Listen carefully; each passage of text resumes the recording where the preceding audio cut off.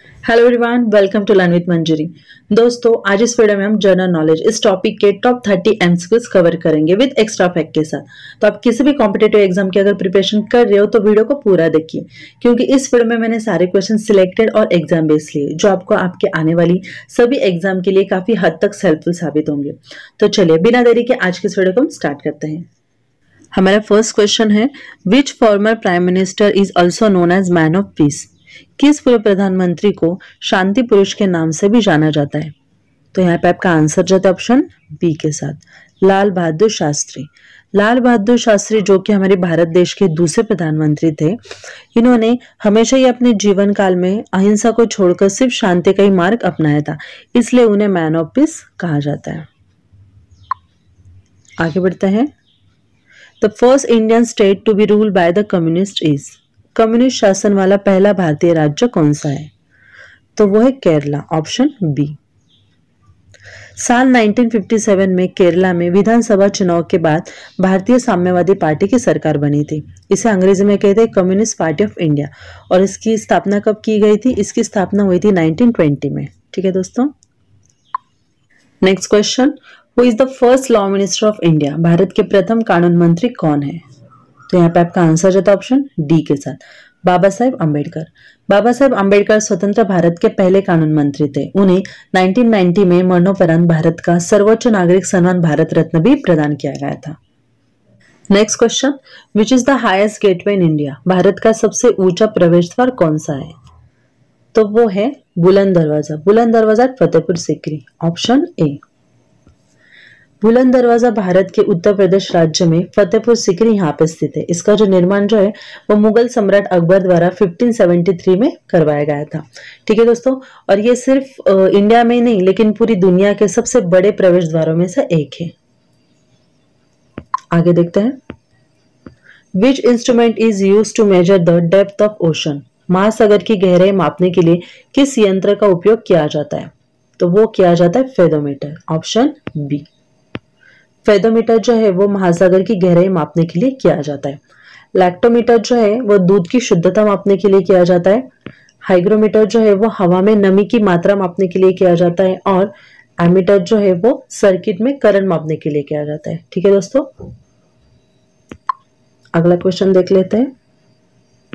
Which of the following festival is celebrated in Rajasthan? निम्नलिखित में से कौन सा त्योहार राजस्थान में मनाया जाता है? तो वो मनाया जाता है option A, Bundi. Bundi festival जो है वो राजस्थान में सेलिब्रेट किया जाता है। बिहुला जो है वो बिहार में सेलिब्रेट किया जाता है। बोहाग बिहू ये आसाम में सेलिब्रेट किया जाता है। और बैसाखी जो है वो पंजाब में सेलिब्रेट किया जाता है। अगला क्वेश्चन देख लेते हैं। Which state is called the cradle of Buddhism? किस राज्य को बौद्ध धर्म का उद्गम स्थल कहा जाता है? तो वो कहा जाता है बिहार को, ऑप्शन डी। बिहार को बौद्ध धर्म का उद्गम स्थल यानी क्रैडल ऑफ बुद्धिज्म कहा जाता है। आगे बढ़ते हैं। Capital of which of the following states of India is not situated on the banks of river?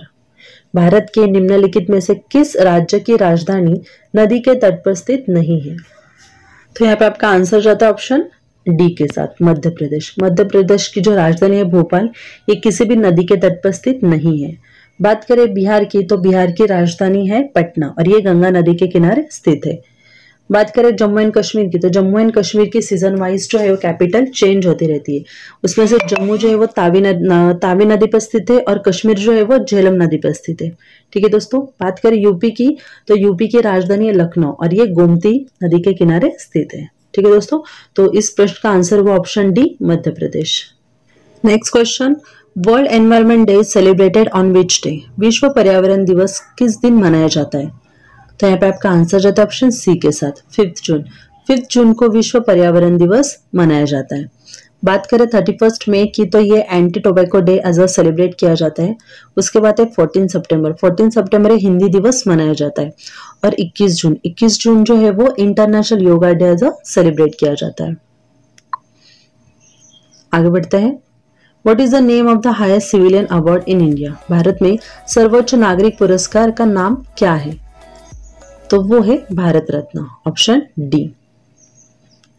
Bharat Ratna देश का सर्वोच्च नागरिक पुरस्कार है। इसे 1954 से स्टार्ट किया गया था। ठीक है दोस्तों, ये पुरस्कार सबसे पहले चंद्रशेखर वेंकट रमन, सी राजगोपालचारी और सर्वपल्ली राधाकृष्णन इन्हें दिया गया था।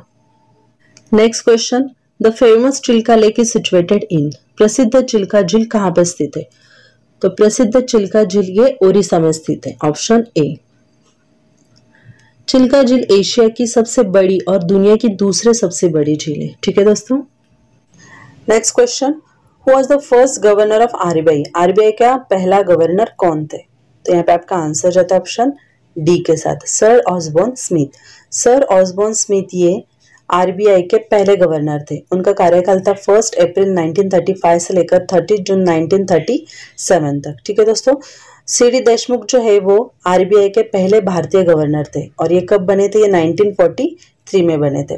बहुत से बच्चे एग्जाम में क्या करते हैं, अगर क्वेश्चन आता है फर्स्ट गवर्नर ऑफ आरबीआई तो वो सीधा सीडी देशमुख के ऊपर टिक करते हैं। तो आपको ऐसा नहीं करना है। अगर इंडियन पूछा जाए, भारतीय पूछा जाए तो ही आपको सीडी देशमुख पर टिक करना है, अदरवाइज आपको सर ऑसबोर्न स्मिथ ही टिक करना है। ठीक है दोस्तों। अगला क्वेश्चन है, what is the name of the Indian state that is home to the Sundarbans. उस भारतीय राज्य का क्या नाम है जो सुंदरवन का घर है? तो आपका आंसर जाता है ऑप्शन बी के साथ, वेस्ट बंगाल। आगे बढ़ते हैं, which Indian city is known as the city of pearls. कौन से भारतीय शहर को मोतियों का शहर के नाम से जाना जाता है? तो वो जाना जाता है हैदराबाद को। Option A.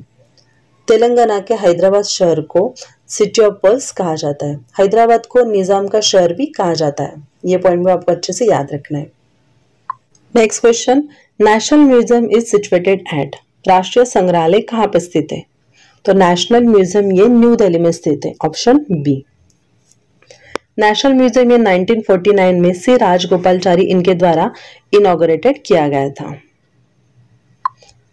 अगला क्वेश्चन देखते हैं, शोर temple is located in which state of India. शोर टेम्पल भारत के किस राज्य में स्थित है? तो शोर टेम्पल ये तमिलनाडु राज्य में महाबलीपुरम यहाँ पे स्थित है। ठीक है दोस्तों। सो आपका आंसर वो option C, Tamil Nadu. Next, Kanchenjunga national park is located in which state of India. Kanchenjunga राष्ट्रीय उद्यान भारत के किस राज्य में स्थित है? तो यहाँ पे आपका आंसर जाता है ऑप्शन डी के साथ, सिक्किम। कंचनजंगा राष्ट्रीय उद्यान भारत के सिक्किम राज्य में स्थित है। ठीक है दोस्तों। Next question, who compose the Indian national song Vande Mataram. भारतीय राष्ट्रगीत वंदे मातरम की रचना किसने की थी? तो यहाँ पे आपका आंसर जाता है ऑप्शन ए के साथ, बंकिम चंद्र चैटर्जी। वंदे मातरम ये बंकिम चंद्र द्वारा लिखी गई एक संस्कृत कविता है।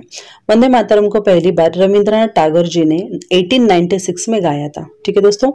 और 24 जनवरी 1950 को संविधान सभा में इसे अपनाया गया। अगला क्वेश्चन है, which Indian state is known as the land of rising sun. भारत के किस राज्य को उगते सूरज की भूमि के नाम से जाना जाता है?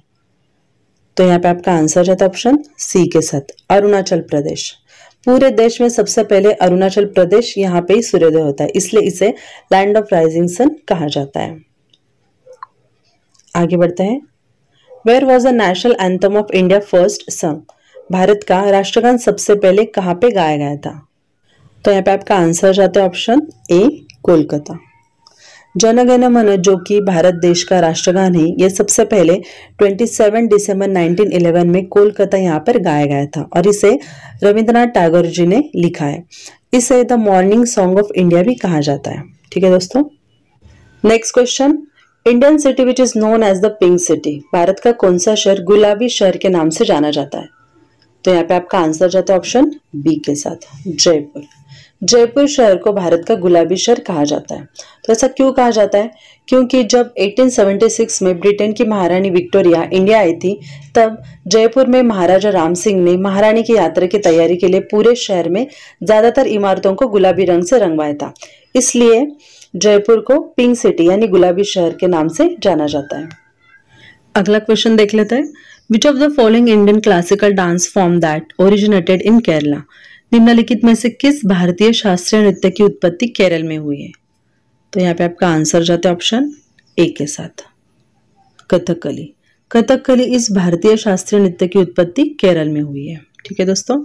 अगला क्वेश्चन है, who is known as the milkman of India? Milkman of India के नाम से किसे जाना जाता है? तो वो जाना जाता है doctor Verghese Kurien. Option A, doctor Verghese Kurien इन्हें मिल्कमैन ऑफ इंडिया कहा जाता है। Next question, which is the widest river of India? भारत की सबसे चौड़ी नदी कौन सी है? भारत की सबसे चौड़ी नदी है ब्रह्मपुत्र नदी। सो आपका आंसर जाता है ऑप्शन सी के साथ, ब्रह्मपुत्र रिवर। अगला क्वेश्चन है, which state is the largest producer of sunflower in India? Bharat में सूरजमुखी का सबसे बड़ा उत्पादक राज्य कौन सा है? तो यहाँ पे आपका आंसर जाता है ऑप्शन डी के साथ, कर्नाटका।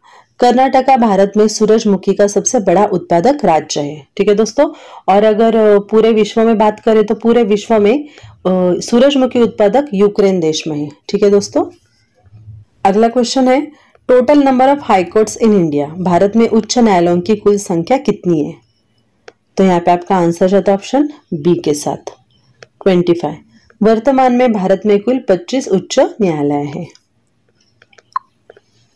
अगला क्वेश्चन है, who is the first railway minister of India? Bharat के प्रथम रेल मंत्री कौन है? भारत के प्रथम रेल मंत्री है John Mathai. Option D, first railway minister of India John Mathai. Next question, which is the hottest planet of solar system? सौर मंडल का सबसे गर्म ग्रह कौन सा है? तो यहाँ पे आपका आंसर जाता है ऑप्शन बी के साथ, विनस यानी शुक्र ग्रह। आप सोचते होंगे दोस्तों कि मर्क्यूरी तो सन के सबसे नजदीक है, फिर भी विनस क्यों हॉटेस्ट प्लैनेट है?